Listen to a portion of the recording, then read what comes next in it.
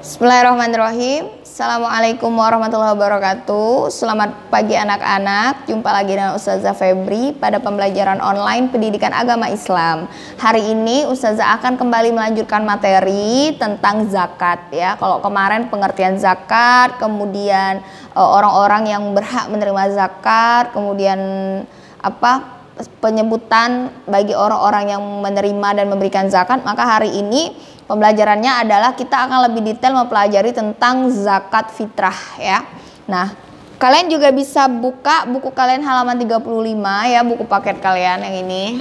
Ini buku paket halaman 35. Sekalian mendengar penjelasan Ustazah, kalian juga bisa membaca terlebih dahulu buku paket agama Islam ya.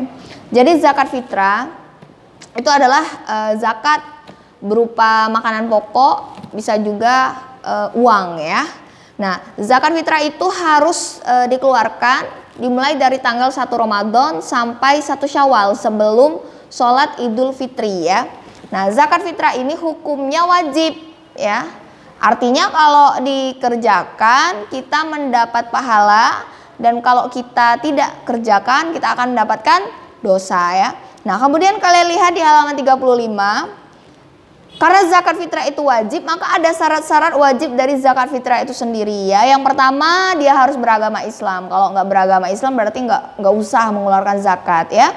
Yang kedua, mempunyai kelebihan makanan dan harta ya.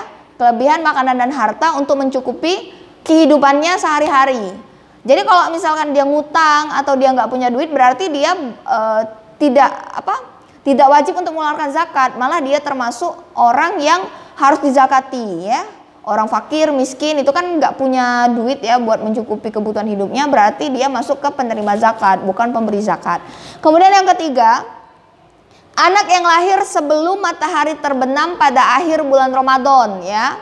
Jadi dia termasuk kalau dia lahir sebelum terbenamnya matahari pada akhir bulan Ramadan, berarti dia sudah masuk dalam hitungan zakat yang dikeluarkan oleh keluarganya.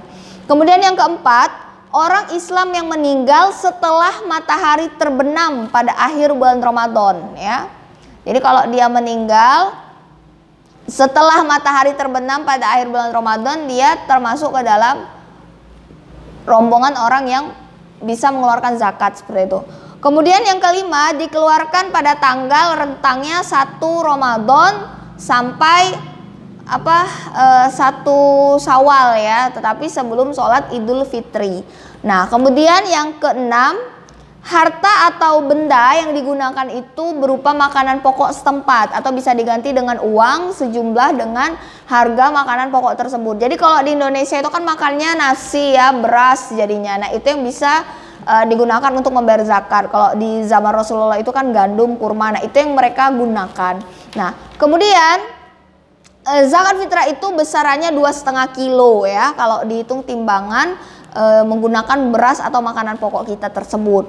Kalau misalkan mau diduitkan, berarti kalian hitung saja harga beras hari ini. Misalkan harga beras sekilo itu 10.000, berarti kalau 2,5 kilo berarti kaliin aja 2,5 dikali 10.000, berarti dia harus bayar satu orang itu 25.000. Berarti kalau di rumahnya itu ada ayah, ibu, kakaknya, kemudian adiknya ada 4 orang, berarti kalau satu 25.000 berarti dia harus membayar zakat sebesar 100.000 ya. Sebenarnya tidak berat, karena mengapa? Karena sebenarnya di dalam harta kita itu terdapat hak orang lain. Salah satunya adalah kewajiban kita berzakat agar apa yang diberikan oleh Allah itu dikeluarkan dengan cara yang baik ya, dengan berzakat seperti itu. Jangan sampai kita sudah diberi nikmat oleh Allah, kita sudah diberi rezeki oleh Allah Subhanahu wa taala, tetapi kita tidak mau mengeluarkan zakat. Jangan sampai nanti Allah keluarkan dengan cara lain, misalnya kecelakaan, berarti harus berobat ke dokter, atau rumahnya kebakaran, atau misalnya terjadi musibah lainnya. Itu kan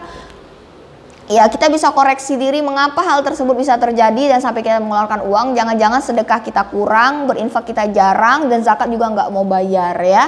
Jadi zakat ini salah satu cara untuk membersihkan untuk membersihkan uang kita, untuk membersihkan harta dan rezeki-rezeki kita itu dari yang memang bukan hak kita seperti itu.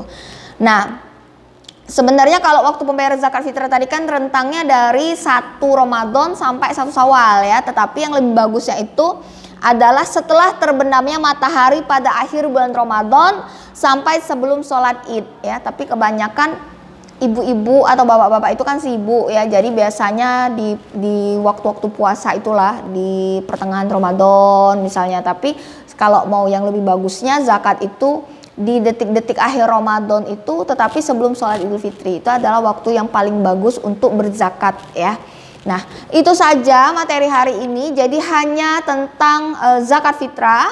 Nanti hari Kamis insya Allah kita akan membahas tentang zakat mal ya. Tetapi tugas kalian tetap seperti biasa 2. Jadi yang pertama adalah mencatat materi yang Ustazah jelaskan seperti biasa ya. Boleh kalian ambil poin penting, tetapi Ustazah rasa untuk kelas 6 itu yang Ustazah jelaskan tadi lumayan banyak yang penting-pentingnya ya. Nah, kemudian yang kedua, tugas kalian adalah di halaman 34 ya. Di halaman 34 ini kemarin kan belum Ustazah kasih suruh ya. Ini ada surat At-Taubah ayat 60 ya. Kalian catat serapi mungkin, sebagus mungkin surat At-Taubah ayat 60 tersebut di buku tulis kalian ya. Setelah kalian mencatat, kalian tulis tugas yang kedua ini. Kalian boleh kalau misalnya kalian mau diwarnai atau dibagus-bagusin itu nggak apa-apa juga. Yang jelas ditulis Arabnya dan artinya juga. Jangan artinya saja, jangan Arabnya saja, tetapi Arab dan artinya ya.